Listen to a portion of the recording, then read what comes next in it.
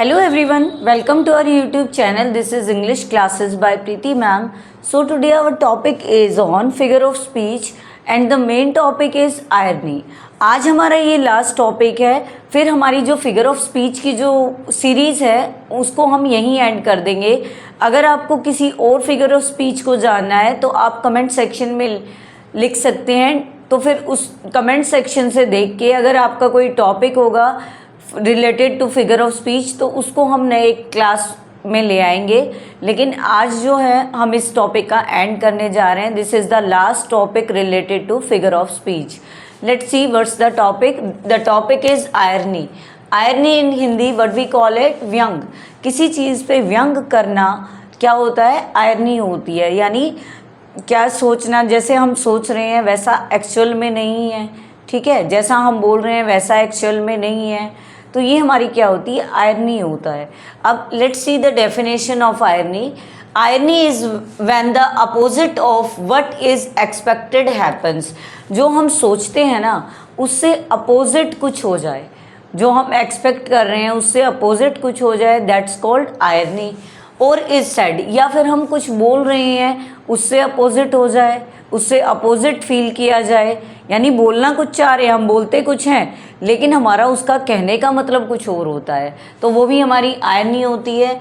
और it is use to create a contrast. Contrast create करने के लिए यूज़ किया जाता है किसके बीच में? Between appearance and reality. जो अपीयरेंस है, जैसा हमें दिखाई दे रहा है, और जो रियलिटी है, उनके बीच में क्या होता है? कॉन्ट्रास्ट होता है, ठीक है ना। उसके बीच में कॉन्ट्रास्ट दिखाई देता है, क्रिएट किया जाता है कॉन्ट्रास्ट। किसके बीच में? रियलिटी के बीच में और अपीयरेंस। अपीयरेंस क्या होता है? जो हमें लग रहा है, और रियलिटी कुछ और होती है। कई बार क्या होता है, हमें देखने में कुछ और लग रहा है, एक्चुअल में होता कुछ और है। हम बोलते कुछ और है लेकिन कहना कुछ और चाह रहे हैं। इससे रिलेटेड क्या है, क्या चीज़ है ये? हम अब पढ़ेंगे type of irony. Types of irony होती है, अलग अलग तरह की आयरनी होती है। First irony is verbal irony. Verbal irony है रिलेटेड टू स्पीच, जैसा हम बोलते हैं उसको हम वर्बल आयरनी भी बोलते हैं। Let's see the definition. When someone says something, जब कोई कुछ बोलता है लेकिन बट मीन्स द अपोजिट, लेकिन कहना कुछ और चाहता है, उसको कुछ और मतलब है, उसका जो वो बोल रहा है उसका एक्चुअल में कुछ और मतलब है, तो ये हमारी कौन सी आयरनी होगी? बोलने से रिलेटेड ये हमारी होगी verbal irony, first irony. Come to the second irony, that is situational irony. जैसा कि नाम से ही पता चल रहा है, सिचुएशन बेस्ड आयरनी होती है ये। सिचुएशन, परिस्थितियाँ कैसी है, हालात कैसे हैं। Let's see the definition. When when something happens that is the opposite of what was expected। कुछ ऐसा हो जो हम एक्सपेक्ट कर रहे हैं उससे क्या हो जाए? अपोजिट हो जाए, ठीक है ना। कुछ हम एक्सपेक्ट करें, हाँ भाई ऐसा होगा, लेकिन एक्चुअल में उससे अपोजिट हो जाता है, तो इसको हम क्या कहेंगे? सिचुएशनल आयरनी हम इसको बोलेंगे। This is the second type of irony. Come to the next irony, that is dramatic irony. जैसा कि नाम से ही पता चल रहा है, it is related to drama. Drama से, नाटक से रिलेटेड है ये, ड्रामेटिक आयरनी है। इसमें क्या है आप देख सकते हैं, when the audience knows something. अब ऑडियंस कुछ जानती है, that the characters do not, लेकिन करेक्टर नहीं जानते। क्या होता है कि भाई जो करेक्टर प्ले कर रहे हैं वो वैसा प्ले नहीं कर रहे हैं, लेकिन ऑडियंस उनको देख के कुछ और फील कर रही है, तो ये हमारी क्या होती है? ड्रामेटिक आयरनी होती है। तो अभी हमने डेफिनेशन देखी आयरनी की, फिर हमने तीनों टाइप पढ़े आयरनी के, वर्बल आयरनी, सिचुएशनल आयरनी और ड्रामेटिक आयरनी। आयरनी का जो एग्जाम्पल्स हैं वो बहुत बार कॉम्पिटिटिव एग्जाम्स में आते हैं, अभी हम करने वाले हैं आयरनी के examples. Let's see the examples of irony. Irony के हम एग्जाम्पल्स देखते हैं। एग्जाम्पल्स वो करेंगे जो बहुत ही इम्पोर्टेंट रहने वाले हैं आपके, और एक दो क्वेश्चन तो ऐसा है हमेशा आपको कॉम्पिटिटिव एग्जाम में दिखेगा ही दिखेगा। Let's start with the first one. Water water everywhere nor any drop to drink. ये हमारा जो एग्जाम्पल है लिया गया है हमारा the rime of ancient mariner से लिया गया है। It is written by S T. Coleridge. S T. Coleridge ने लिखा हुआ है। इसमें सेलर क्या है, सेलर क्या एक्सपेक्ट कर रहा है? देखो, वाटर वाटर एवरीवेयर, वो कह रहा है कि हर जगह पानी है, nor any drop to drink, लेकिन पीने के लिए कुछ भी नहीं है। It means the sailor is thirsty and wants to drink water, but he was also surrounded with water, but he can't drink water because it is salt water, salt water है और वो पी नहीं सकता। तो इसमें क्या है, हमारी सिचुएशनल आयरनी है, यानी सिचुएशन ऐसी, पानी तो चारों तरफ है लेकिन वो पी नहीं पा रहा है सेलर। ठीक है, इस पोएम में ये बताया गया है, इन लाइन्स में ये बताया गया है, it is a situational irony. Come to the next example, look on my works, ye mighty and despair, nothing beside remain. These lines are taken from the poem Ozymandias and written by P.B. Shelley, I think. P.B. Shelley ने लिखा हुआ है ये जो lines हैं, इसमें क्या है, एक जो माइटी किंग होता है वो एक्सपेक्ट करता है कि लोग मुझे याद रखें, मेरी ताकत को याद रखें, लेकिन क्या होता है, जो उसकी डेथ होने के बाद उसका जो स्टैचू बनता है वो सब क्या हो जाता है, ख़राब हो जाता है, रुइन हो जाता है।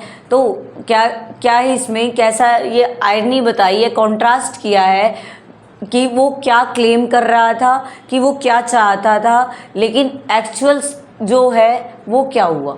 ठीक है, इन दोनों के बीच में कॉन्ट्रास्ट है, जो एक्चुअल में जो हुआ और जो वो क्लेम कर रहा था, उन दोनों के बीच में क्या है, कॉन्ट्रास्ट है। तो ये आयरनी है हमारी, ओzymandias पोएम में से ले रखी है।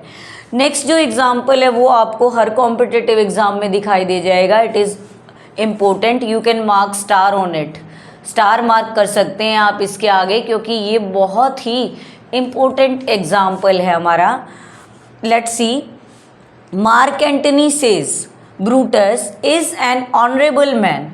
ये हमारी जो लाइन्स हैं वो ले रखी है जूलियस सीजर से, और it is written by William Shakespeare.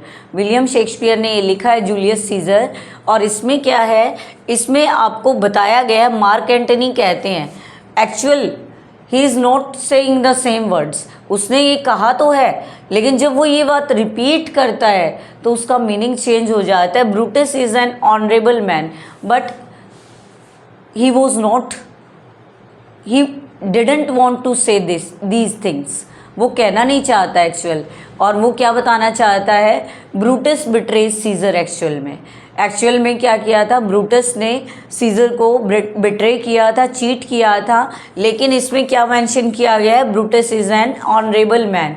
तो ये हमारी किस तरह की आयरनी हो गई है, इसमें वर्बल आयरनी, बोलने वाली जो आयरनी है, कि भाई जो उसके वर्ड्स हैं, एक्चुअल में जो वर्ड्स हैं, वो जो वर्ड्स बता रही है एक्चुअल में जो दूसरा मीनिंग कुछ बता रहे हैं, यानी अपोजिट उसका कहना चाह रहे हैं। ठीक है, तो ये बहुत ही इंपॉर्टेंट एग्जाम्पल है, you can mark star on this. Let's see the next example, fourth one, the fire station burn down, is it possible, it is unexpected, कि फायर स्टेशन क्या है, बर्न डाउन हो गया, जल गया, इज इट पॉसिबल, जो but it is not the same purpose, same purpose नहीं है, क्या बताया है कि वो जल गया, लेकिन इसको हम, ये हमारे लिए क्या है, अनएक्सपेक्टेड है। अब इसमें हम क्वेश्चन करते हैं, इस तरह का क्वेश्चन एग्ज़ाम में आया हुआ है, इसीलिए मैंने आपको ऑप्शन के साथ लिख के दिया है ताकि आप इजीली इसको समझ सकें। क्या ये सिमली है, नहीं, it is not a Simli. क्या ये आयरनी है, और क्या, ये तो हम पढ़ ही रहे हैं कि ये जरूर आयरनी है, irony is the right answer.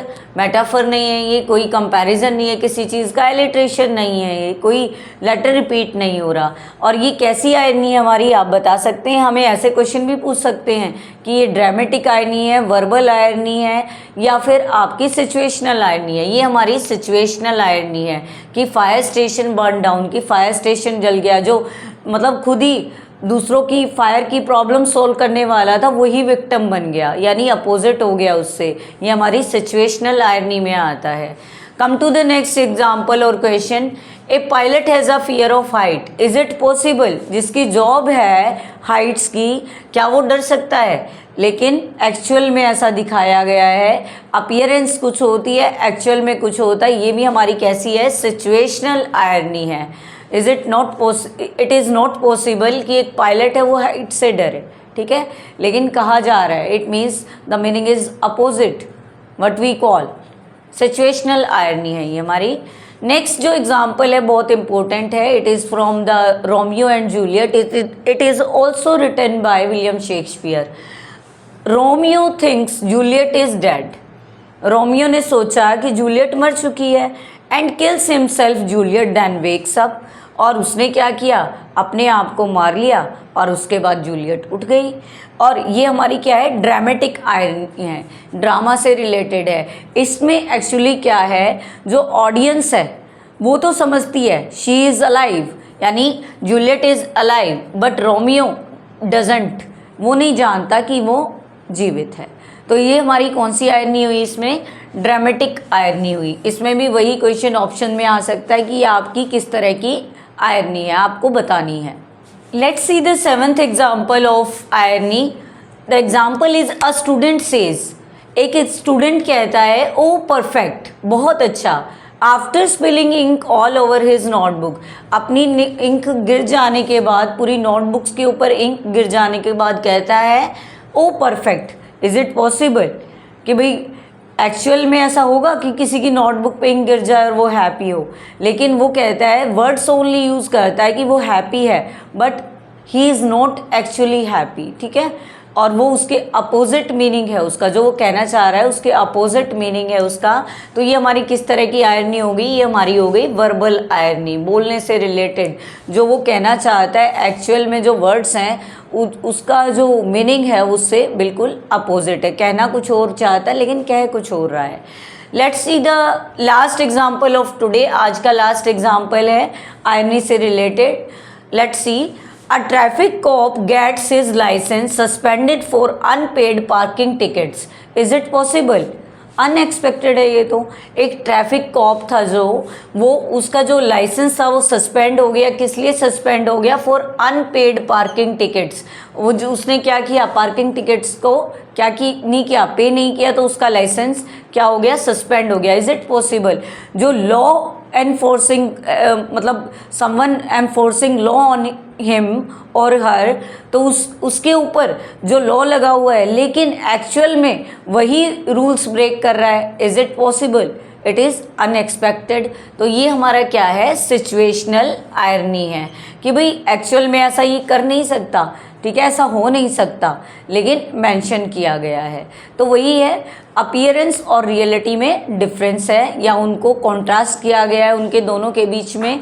तो आज हमने किस टॉपिक को पढ़ा है, आयरनी को पढ़ा है बहुत अच्छे से विद 8 एग्जाम्पल्स भी ऐसे जो आपके काम आने वाले हैं, आपके लिए बेनिफिशियल हैं, आपके कॉम्पिटिटिव एग्जाम में आ सकते हैं। नहीं तो आप इस कम से कम टॉपिक तो बहुत अच्छी तरह से इसके बाद सीख जाएंगे। ये जो एग्जाम्पल्स हमने लिए हैं, वैसे मैं मोस्ट इम्पोर्टेंट एग्जाम्पल्स आपके लिए लाती हूँ। और आपको अगर हमारी फिगर ऑफ स्पीच की कोई भी जो टॉपिक है डिटेल में करना है, तो आप यहाँ से प्लेलिस्ट को विज़िट कर सकते हैं और हमारे जो क्लासेस हैं उनको प्रॉपरली देख सकते हैं। और उसके बाद हमने एक एक्सपेक्टेड क्वेश्चंस की भी क्या बना रखी है, क्लास बना रखी है, वो भी देख सकते हैं, जिससे आपका टॉपिक पूरी तरह से क्लियर हो जाएगा। This is the last topic related to figure of speech. आज हमने इसका एंड कर दिया है सीरीज़ का। वैसे बहुत सारी फिगर ऑफ स्पीच और भी हैं जो कि हमारे लिए इतनी इम्पोर्टेंट नहीं है, लेकिन फिर भी आप चाहें तो कमेंट सेक्शन में लिख के भेज सकते हैं कि मैम आप ये पोएटिक डिवाइस या ये फिगर ऑफ स्पीच हमें करवा सकते हैं, तो मैं आपके लिए उसकी क्लास रेडी रखूँगी और आपको करवाऊँगी अपनी क्लास में। अगर आपको हमारी वीडियोस पसंद आ रही हैं तो हमारे चैनल को सब्सक्राइब कर सकते हैं, हमारी वीडियोस को लाइक और शेयर कर सकते हैं। Thank you student for watching and listening our videos.